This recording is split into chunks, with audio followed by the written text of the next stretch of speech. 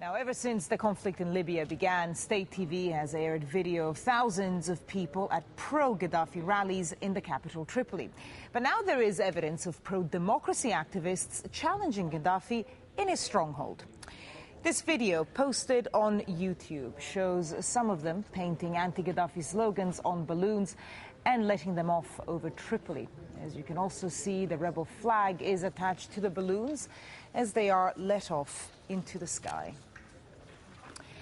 Well, joining us now from Tripoli is Niz. He's a pro-democracy activist and posted those videos on YouTube. Niz, thanks for joining us. First of all, paint us a picture of what conditions are like in Tripoli right now, how they've changed, say, in the past few weeks.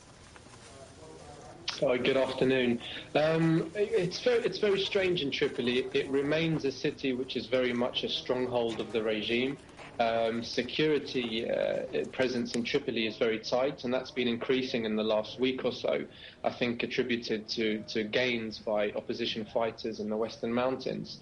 But the media is forgiven very much for portraying or perceiving a relative calm in Tripoli, but it is very much an artificial calm. It's very tense here. There's a lot of apprehension in Tripoli. There are mass arrests, mass arbitrary arrests every single day. There are killings every day here in Tripoli. Shops remain closed. The university is largely empty. Salaries are unpaid. Banks have no money. It's very far from the picture the regime likes to paint of the capital.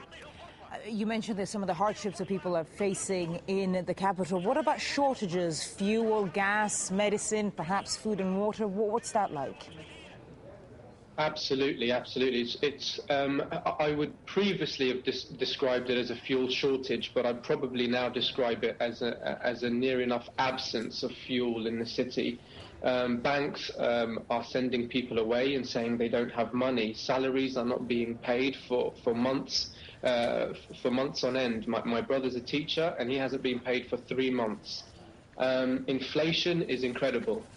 Prices of food are 3, 4, 5 times the original price. So again, to reiterate, it's a city which is not under control by the regime, and it's a city which is very much engrossed in this uprising in its own way. Niz, we're watching right now the videos that I understand you posted on YouTube showing, I presume you and friends of yours, painting anti-Gaddafi slogans on the balloons. How risky do you think that is? How risky do you feel that anti-Gaddafi slogans or any anti-Gaddafi regime activity in Tripoli is for you? Well, it really is very much a reflection on the lawlessness and on the jungle law concept that Tripoli is in at the moment. I mean, nothing we do can be described as anything but peaceful acts of defiance and civil disobedience. But we risk being killed for such a thing. If we were caught doing any of the things we have done, we will be, at the very least, imprisoned and tortured. That goes without question.